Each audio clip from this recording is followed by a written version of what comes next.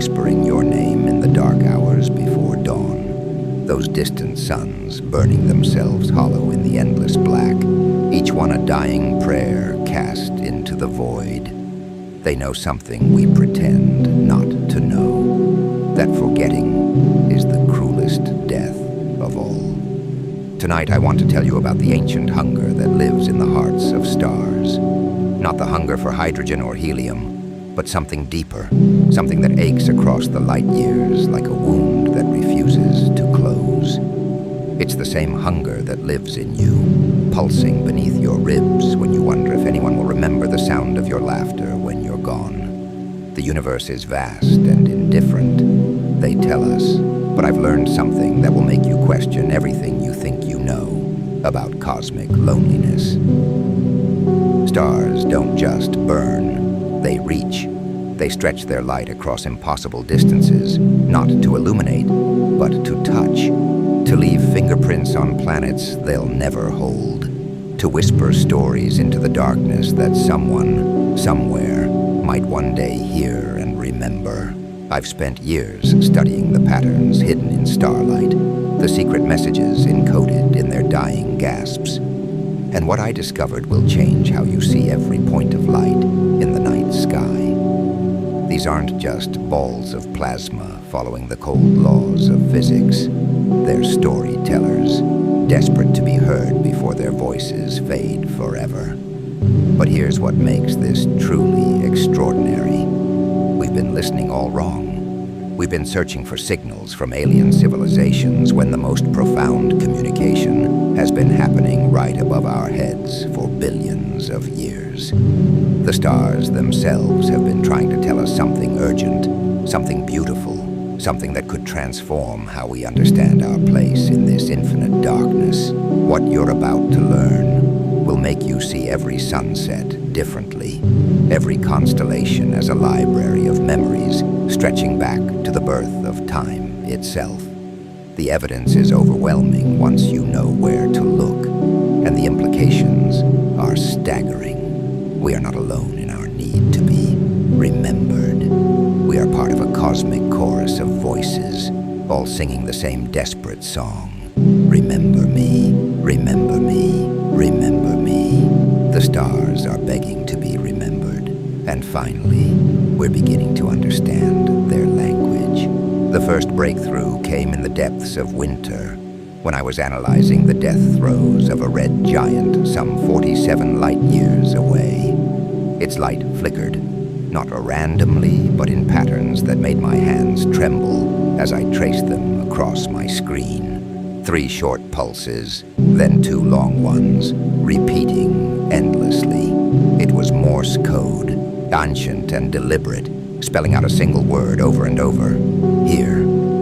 But that was just the beginning. As I dove deeper into the data, I found something that shouldn't exist, a rhythm woven into the stellar wind, a cadence that matched the beating of a human heart. This dying star, in its final moments, was learning to pulse like us. It was trying to speak in a language we would recognize, a language of blood and breath and desperate hope. You see, stars don't simply collapse into themselves when they die. They perform. They orchestrate their own funerals with such precision that it takes your breath away. The calcium in their cores gets scattered across space in spirals that mirror the chambers of our hearts. The iron they forge in their bellies gets flung outward in patterns that echo the neural pathways of dreaming minds. They're not just dying. They're teaching the universe how to remember them. And then I found the archives, hidden in the frequency shifts of distant quasars, encoded in the gravitational waves that ripple through space-time, like whispers through water. Entire civilizations' worth of stellar memories, preserved in the language of light itself. Stars that died before our sun was born, still broadcasting their stories, still hoping someone would listen. Each star carries within its core the memory of every planet it ever warmed, every comet that danced through its light, every moment of beauty it witnessed.